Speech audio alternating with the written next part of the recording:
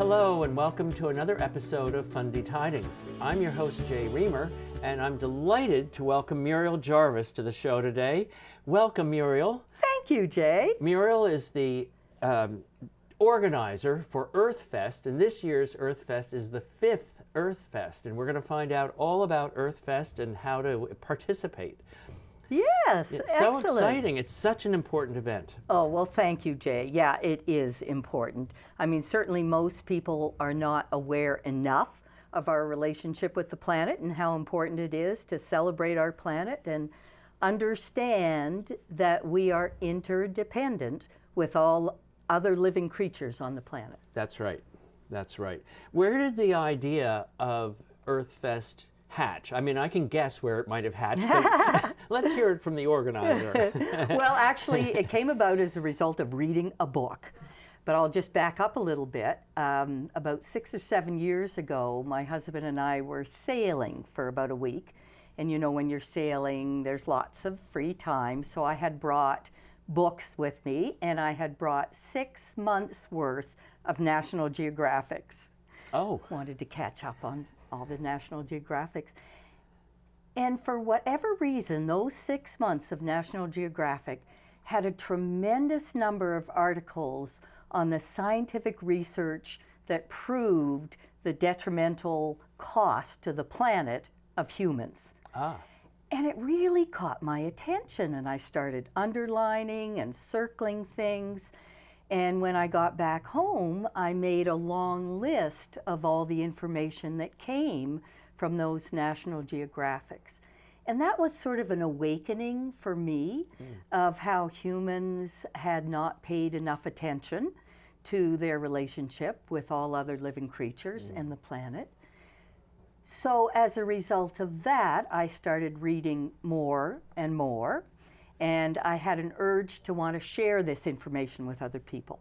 And one of the books I read talked about the importance of festivals in reconnecting humans with the planet. So I thought, well, I could try and organize a festival. And so that was the hatching of EARTHFest. The very first EARTHFest happened at Sunbury Shores 4 years ago. And I was so lucky to have them as an initial partner to get it going. I'll say, I mean, and the fact that it caught on so quickly was proof that your idea was a good one. Oh, well, thank you. I hope so. And how did that one go? Well, it was excellent. Sunbury Shores has a great relationship with the schools here in town. So we had a full day of workshops for all the students in St. Andrews from grade 5 to grade 8. And they all learned about the relationship between humans and the planet. And they wrote letters afterwards, which was so inspiring, thanking Sunbury Shores for the opportunity to get to know their planet more and more. And that evening, we then invited adults to attend EARTHFest, the first EARTHFest. And we had workshops and meditation and drumming and poetry. And at the end of that, people said, this has to continue. Good. And so it did. It did. But the next year, we wanted to increase the number of people and increase the size of the space. So we partnered with Ministers Island, and that was hugely successful. There were almost 400 people that came that year.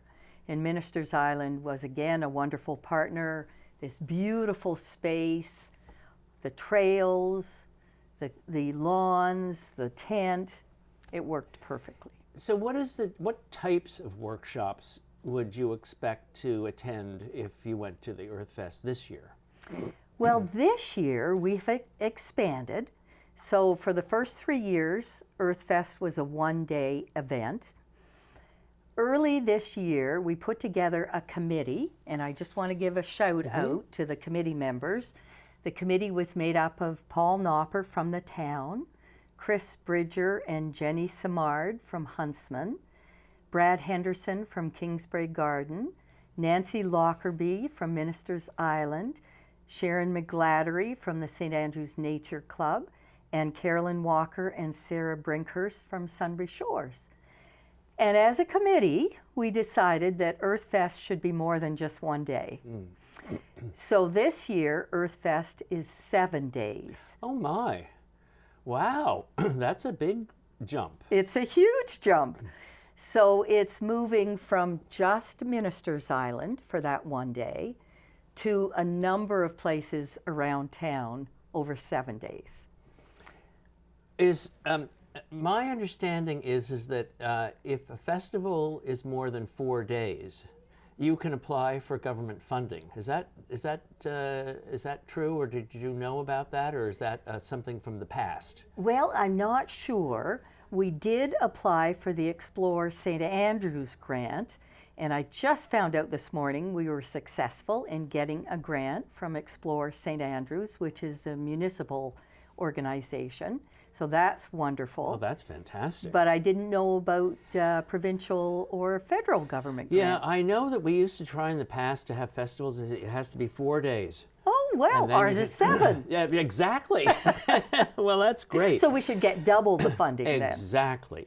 So when is EARTHFest this year? The launch, the first day of EARTHFest, is on Sunday, June the 8th, and that's going to be on Ministers Island. So Ministers Island is organizing a very exciting first day launch. Sunday, June the 8th. It will begin at 2:30. People can come across the Bar Road at 2:30, and it will last until 6. There are going to be opening ceremonies, activities for children and adults, trail walks, drumming. A number of organizations have displays and activities that people can participate in. It's going to be a lot of fun. How have you managed to include the Indigenous factor into the EARTHFest? Because they, of course, were the first inhabitants of Ministers Island, and they have a different view of the earth. They have the view of the earth that we should all have. You know, I took a mini course when I joined the board of Ministers Island on Aboriginal just culture. Yes. And I was completely stunned at the lack of knowledge that I had and the lack of knowledge that existed just out there in general, and I thought, this is not right. No. So I've always hoped that, you know, that they were included in well, they're anything definitely on the island. included, yes. Yeah. And each year that we've had EARTHFest, we have included Indigenous activities and Indigenous people. So this year, the opening ceremony will include a Mother Earth ceremony. Wonderful. And last year we had the Grand Chief of the Wolastoqey, Chief Ron Tremblay, who did a wonderful ceremony on Ministers Island, and Chief Hugh Akaji was there as well. Mm-hmm. So absolutely. And we also are including drumming by a fellow who lives here in St. Andrews now, Sebastian Rodas. He's from Colombia. Oh, for heaven's sake. And he is doing drumming as part of the EARTHFest launch, as he did last year and the year before, and it's magnificent. And is that a situation where he drums or we drum? We drum. So he has a whole bunch of drums, all different kinds of drums. And it's just so inspiring to be able to make that kind of music and sound and rhythm with other people. Yeah. It's a connecting, it's a bridge that connects people together. Absolutely. And so EARTHFest connects us to the earth, but this kind of activity connects us to one another. Yes. Through sound. And to the earth, the heartbeat. And to that's right. I was just saying in another interview about Ministers Island that the island has a vibe. And when you go on to the island, you feel that vibe. Yeah, no question. It's a very special place. Yeah, it is. So we're so pleased that Ministers Island is going to launch EARTHFest. But then following the launch, there are 6 days of activities throughout the town. And I'll just Yeah, that would be give you an perfect. idea of a few of them. Oh, you can go through the whole shooting match. So the 6 days are mainly on weekends because we want people to be able to participate. It's June and people are still in school and at work. So following the launch on June the 8th, the next activity is Friday, June the 13th. And Sunbury Shores is opening an art exhibit that will be made up of artwork from students throughout Charlotte County that will talk about the relationship between humans and the planet. Oh, great. So that'll be so inspiring. That'll be the theme for this year's children's show, so to speak. Like The all class the schools will show, participate. that's Yeah. correct. The theme. That's my favorite show of the year anyway. Yeah, oh, I know, I love it. So that's happening on Friday, June the 13th, the opening. And then following that is the first part of the EARTHFest Film Festival. And that's going to be held at the Huntsman Aquarium Theater. And we have 2 films that are going to be shown that evening, Friday, June the 13th. The first is a Greg Hemming film, and Greg is from St. John, and that's called Back to Camp 41. And the second is a Jim Merkel film called Saving Walden's World. And Jim is going to come up here for it. He's an American filmmaker who lives in Maine, and he will be here for the showing, Saving Walden's World. That's it's great. won all kinds of awards. Yeah, Fabulous. Greg, I remember Greg has won a number of awards with his documentary making too. So Yes. I'm sure they'll both be a very top notch. Excellent, Yeah. excellent. I'm What a- really looking forward to that. Yes. And then the next day, Saturday, June the 14th, many different activities that day, beginning at 7 in the morning with an early morning bird walk. You'll be there, Jay. Yeah, I may be. And that starts from Kingsbury Garden, because that's the time that the birds are awake and you can hear them. They're still migrating north, I think. They're coming through, like They're the coming warblers and through. all the rest of them. Yeah. Exactly. So Todd Watt, who's a very well-known birder, Yes. is going to be hosting that bird walk. Following that, the World Sea Turtle Day will be held at the Huntsman Aquarium all day. Then In-Step Adventures Kayak Tours is offering kayak tours from the boat ramp at the bottom of Princess Royal Street. Okay. There's a boat ramp there, and they're going to do tours of Navy Island. Perfect. So people will be able to either kayak around the island or kayak to the island and then have a little hike on the island. And there'll be a small charge for that, but other than that, all of EARTHFest is free. Wow. So how does that happen? Is that from private donations, or is it just you've just managed to have all the venues donated and All the that sort of venues thing? have been donated. Yeah. So the Huntsman Theater has been donated. The Bird Walk is being volunteered by Todd Watt and the Nature Club. In-Step Adventures have to charge something because they're bringing all their kayaks here. But then there's a citizen science activity down at the town wharf, and that begins at 10 on that Saturday, June the 14th, until noon. And you're going to be taught how to look for invasive species. Oh, well, isn't that something? Yeah, so Huntsman is going to be offering that. And then later in the afternoon on that same Saturday, a fantastic presentation, again going to be held at the Huntsman Aquarium Theater. Presentation on solar power and electric vehicles, Oh, wow. done by Carl Duvenvorten, who is a very well-known speaker and solar power expert, Fantastic. coming here from Fredericton. So I highly recommend people getting to that.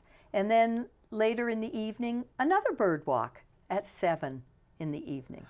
Oh, to watch the night birds. The night Isn't that fantastic? So that's a full day, Saturday, June the 14th. That is a full day. Do you want to know a few more? Yes. I can't. This is so exciting. So the next day, Sunday, June the 15th, there's going to be an activity at Kingsbrae Garden called Rock Encounters. And 2 rock experts, James Whitehead and Ken Waywood, are going to present the fascinating history of rocks.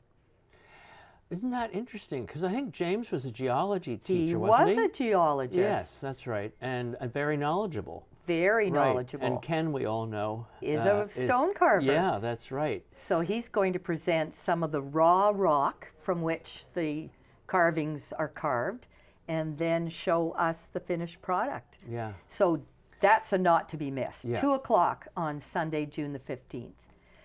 And again, that's going to be where? At Kingsbrae. Right. And that again will be free for people to attend that activity. Yes. Yeah. And then the next group of activities are the following weekend, Thursday, June the 19th, Dark Skies presentation. Kurt Nason, yeah, so telling about the night sky and the satellites and the position of the Earth vis-a-vis the other planets. Yeah, that should be fascinating. Yeah, those kinds of shows are just captivating. Yeah. They really are. Yeah. That's fantastic. And then the next day, there is a launch of an exciting aspect called the Earth Trail. So we're going to set up a series of QR codes on the Van Horn Trail from Langmaid Park through to Prince of Wales. And 6 QR codes will give you the history of planet Earth. Wow. With music and narration. Now, just because I don't know how that all operates, what does that mean to somebody like me? What a QR code does? Like those are those, I myself have just those found are those out. square things, right? Yeah, with all those little gizmos in it. And you take a picture of them, or does it? You bring your phone, Yep. and hopefully you've downloaded an app beforehand that immediately recognizes the QR code, because this is how I have to find out about it. Right. And as soon as you put your phone on the QR code, it takes you immediately to the website with the narration and the music of the history of the planet. Wow. I didn't even know that was a thing. I know. That's and it's amazing. amazing. And this came from Great Britain. So the other creator of EARTHFest in Bristol, England, so we collaborate on our EARTHFests, and he created this EARTHFest trail. Oh, for or heaven's Earth sake. Trail. That is just remarkable. And who was that? His name is Chris Sunderland. Okay, because I know some people from Bristol. Oh, do Gives me you? a talking point. Okay. Yeah. Well, he is the organizer of EARTHFest in Bristol, and it was his book, actually, that I read that led me to organize EARTHFest. Fantastic. That is amazing. Well, now, on all of these different activities that you can pick and choose, and however your schedule fits. And so, what is this family oriented, or are some of them for adults and some of them are more kid oriented, or how does it work? Well, I think definitely the launch is very family oriented. There are going to be activities specifically for children, some scavenger hunts. The Conservation Council has a really fun game where the children pretend to be salmon. Oh, yeah. Swimming up. And there are going to be trail walks. We have the mushroom expert for the province coming, and she's fascinating. So she's going to talk about edible plants, or specifically and mushrooms? And she'll take you on a walk through looking for mushrooms. She's really fascinating. Oh, so I would think all age groups would enjoy that. Right, right. And how long has it taken for you to organize? Did you start last year in July for this year? Yes. It's got to be a lot. I mean, this is just quite an extraordinary venue, or menu. Menu of venues. It's really, so you're really going to get as much education as you can cram into those Absolutely. 2 weekends, and Yeah. very well done. Well, thank you, Jay. The very last day of EARTHFest coincides with the summer solstice, June 21st, and it also coincides with the National Indigenous Peoples Day. So on that day, the National Indigenous Peoples Day, are planning a number of activities. Okay, and will those be mostly on the island, or will they be throughout the They'll town? all be throughout the town, probably Market Square and Yeah. Indian Point. Right. Yeah. It's really quite extraordinary. How has the feedback been over the years? I mean, do you find that the first 150 people, they're all still coming back, kind of a thing, and bringing their hope friends so. and family? Yeah. Yeah, because it does seem to be expanding, and the interest is expanding on the planet to be more mindful. That's right. Yeah. I mean, people need to be so much more aware of the effect that humans are having on the planet. I mean, they've even given a name to it. It's called the Anthropocene. And I'll just tell you, that's a time when virtually all the landscapes and ecosystems bear the mark of human activity. Everything on our planet. It's amazing, really, isn't Yeah. it? And when you think about it, it's not the case with any other species. So No. there's something No. to that. Yeah. So, so what would you like the major takeaway to be from our interview, and to get people enthused about EARTHFest, because it covers a number of days. It does, and yeah. it's an incredible opportunity. I'm so glad you came to tell us about it. Well, thank you. But I would like people to be aware of the website. That's where all the information is. So just having heard me tell you what the activities are, you won't remember it. Go to the website, EARTHFest, all one word, all lowercase, .info. Okay. So earthfest.info, and the whole list of all the activities is there. If you're a member of Ministers Island, you'll be receiving some marketing from Ministers Island talking about the launch and how to get your free ticket to the launch. So go to the Ministers Island website and you'll be able to get your free ticket to the launch of EARTHFest. I think it's so exciting, and it's at a time of year when it's before Canada Day, so the tourist season hasn't really quite kicked in full force, and this is 2 weekends of amazing activities. I think it's fantastic, and I congratulate you for all the hard work that I know you've had to put into it.